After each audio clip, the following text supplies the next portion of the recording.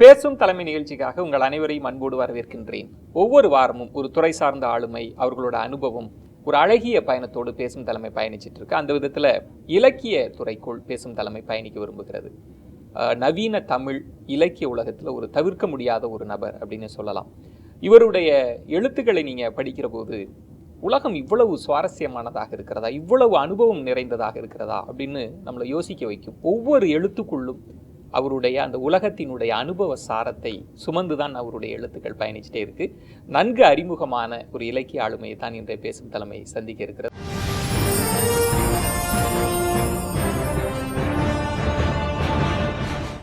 நெடும் பயணி திரு எஸ். ராமகிருஷ்ணன் அவர்களைத்தான் நாம் சந்திக்க இருக்கிறோம்.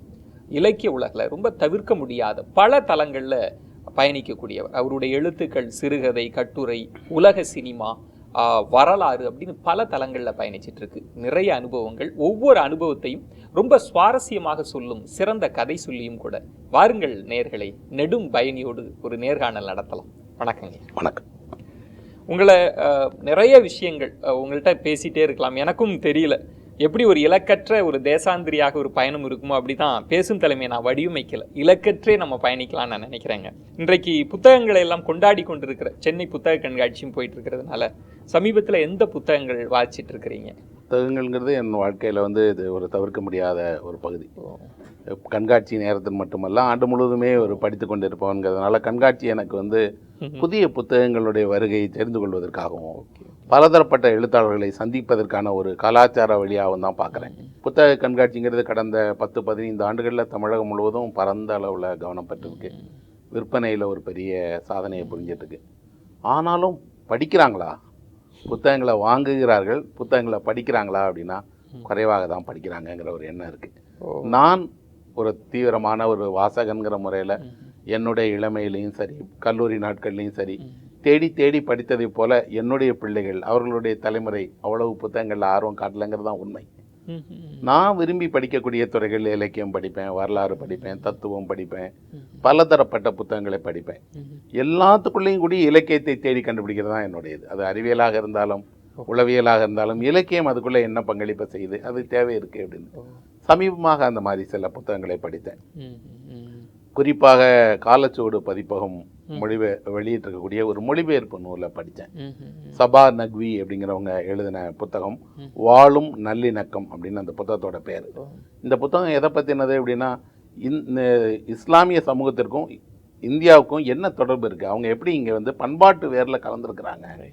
ரொம்ப சுவாரஸ்யமான நிறைய தகவல்களை சொல்லக்கூடிய ஒரு பயண நூல். வரலாற்றை ஒரு மீளாவு செய்யக்கூடியதாக அந்த புத்தகம் இருக்குது. நல்ல மொழிபெயர்க்கப்பட்டிருக்கு. ஒரு தகவலை மட்டும் அதுலேருந்து நான் உங்களுக்கு சொல்லலாம்னு நினைக்கிறேன்.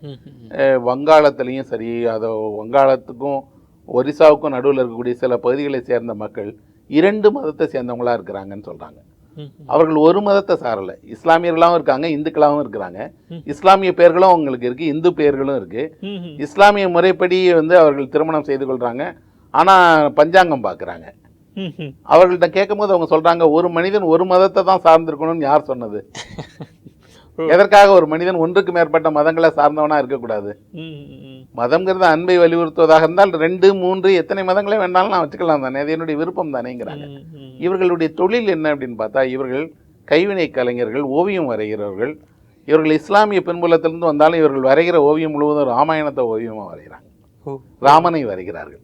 அப்போ இப்படி பண்பாட்டு தளத்தில் இஸ்லாமியர்களுக்கும் இந்துக்களுக்கும் இன்னும் சொல்லப்போனால் ஒரு பாரம்பரியமிக்க ஒரு கூட்டு நம்பிக்கை உள்ள மனிதர்களாக நாம் இருந்திருக்கிறோம் அப்படிங்கிறதுக்கு இந்த புத்தகம் ஒரு நல்ல சான்றா இருக்கு.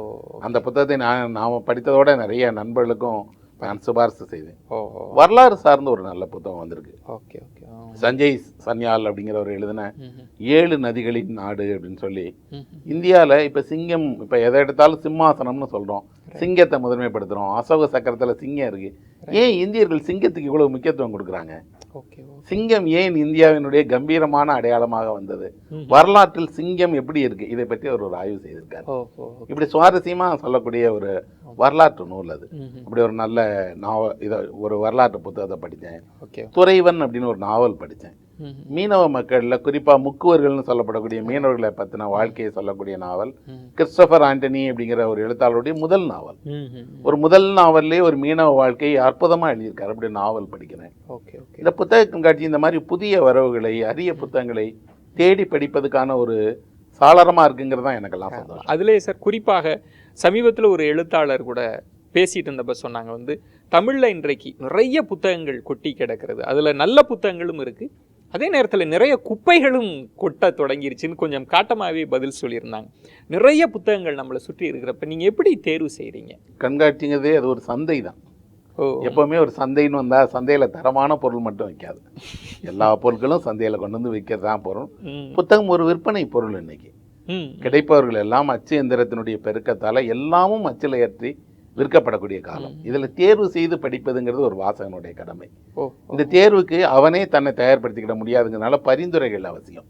யாருடைய பரிந்துரைகள்? எழுத்தாளர்களுடைய பரிந்துரைகள் வேணும், மூத்தவர்களுடைய பரிந்துரை வேணும், துறைசார் வல்லுநர்களுடைய பரிந்துரை வேணும்.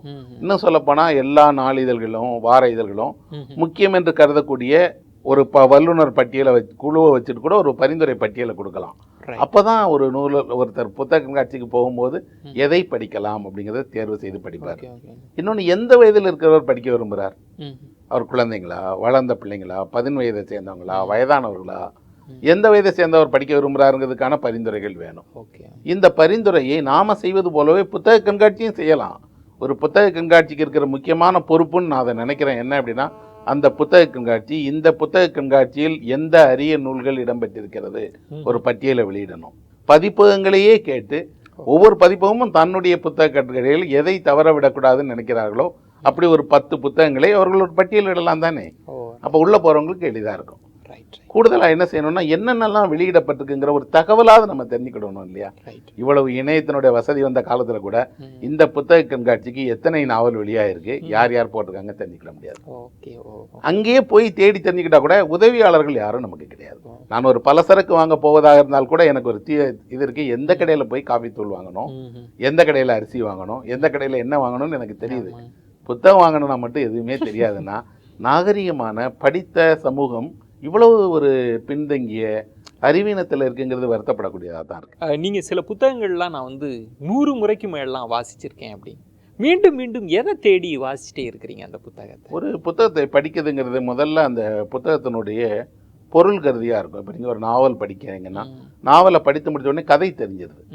அதுக்கப்புறம் என்ன இருக்கும்? அதுக்கப்புறம் கதைக்காக படிக்கலை, இது எப்படி எழுதப்பட்டிருக்கிறதுங்கிறதுக்காக படிக்க ஆரம்பிக்கிறோம். எப்படி எழுதப்படுது, அதுக்கப்புறம் என்ன படிக்கிறோம், இதில் என்ன எழுதப்படலைங்கிறதுக்காக படிக்கிறோம். அதுக்கப்புறம் என்ன படிக்கிறோம், இதில் எழுதப்படும் போது எவ்வளவு சொற்கள் கொண்டு எப்படி எழுதியிருக்கிறாருங்கிறதுக்காக படிக்கிறோம். அதுக்கப்புறம் எதுக்காக படிக்கிறோம், இதில் இருக்கக்கூடிய கதாபாத்திரங்களில் எனக்கு விருப்பமான கதாபாத்திரம் எவ்வளோ இடத்துல வருது, அந்த கதாபாத்திரத்துக்காக படிக்கிறோம். அப்போ படிக்க படிக்க படிக்க என்ன இருக்குன்னா, ஒவ்வொரு சொல்லும் அந்த சொல் எந்த இடத்தில் எப்படி இடம்பெற்றிருக்கு, எந்த வாக்கியத்தை பயன்படுத்துகிறார், எதில் ஆச்சரியம் இருக்குன்னு. பல முக்கியமான நாவல்கள் திரும்ப படிக்கப்படுறதுக்கு காரணம் கதைக்காக அல்ல, அதை ஒரு கட்டுமானத்தில் அவ்வளோ அழகாக அவர் கட்டியிருக்கிறாரு. ஒரு செங்கலை கூட நம்ம எடுத்துட முடியாதுங்கிற போதும் கட்டுமானம் அது. ஒரு சொல் கூட அதுலேருந்து வெளியே எடுக்க முடியாது. இன்னொன்று, இதுக்கான அழகை நம்ம பார்க்கும் போது ஒரு இசையை கேட்பது போல தான். திரைப்பட பாடல்களை 100 முறை கேட்குற இளைஞர்கள் இருக்கிறாங்களே, அவங்களுக்கு 100 முறை கேட்டாலும் பாடல் சலிக்கிறதே இல்லையே. அது எப்படி சலிக்க மாட்டீங்க? அதே பாடல் முதல் முறை கேட்டால் அதே என்பது தானே. இல்லை, யார் கூட கேட்குறீங்க, எப்போ கேட்குறீங்க, எந்த மனநிலை மாறுது இல்லையா? இதே தான் புத்தகத்துலேயும்.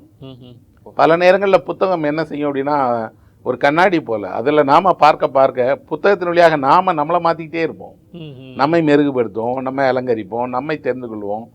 புத்தகம் நம்மளுக்கு காட்டி கொடுக்குது நிறைய நம்மளுடைய ரகசியங்களை, நம்மளுடைய அந்தரங்கத்தை. ஒரு நல்ல புத்தகத்தினுடைய துணைங்கிறது ஒரு மிகப்பெரிய ஒரு வயதாகி இந்த அனுபவம் பெற்ற ஒருவருடைய துணையை போன்றது. எல்லாத்துட்டையும் அதுகிட்ட கேட்கலாம். நான் அப்படி கேட்பேன். பாரதியாரை நான் பல முறை படித்திருக்கிறேன்னா ஒவ்வொரு முறை படிக்கும் போதும் ஏதோ ஒரு உணர்ச்சிக்கு உட்படுறேன். அப்படி மார்க்வெஸை படிச்சிருக்கிறேன், தஸ்தாவெஸ்கியை படிச்சிருக்கேன், டால்ஸ்டாயை படிச்சிருக்கேன்.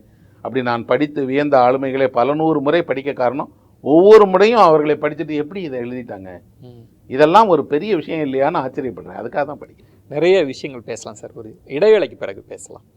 ஒவ்வொரு எழுத்தையுமே ஒரு அனுபவத்தின் சாரணமாக மாற்றக்கூடிய திரு எஸ்ரா அவர்கள், அவருடைய இந்த பாணி முதல்ல நம்ம கேட்ட அந்த வாசிப்பு அனுபவமே ஒரு புதிய சாளரத்தை உங்களுக்கு திறந்திருக்கும் அப்படின்னு நான் நம்புகிறேன். இன்னும் அவருடைய இளமை காலத்தில் அந்த பயணம் எப்படி இருந்தது, வாசிப்பு, படைப்புலகம் சார்ந்தெல்லாம் நிறைய விஷயங்கள், சுவாரஸ்யமான தருணங்களை எல்லாம் நினைவு கூறப் போகிறோம். ஒரு சிறிய விளம்பர இடைவேளைக்கு பிறகு பொறுத்துறேன்.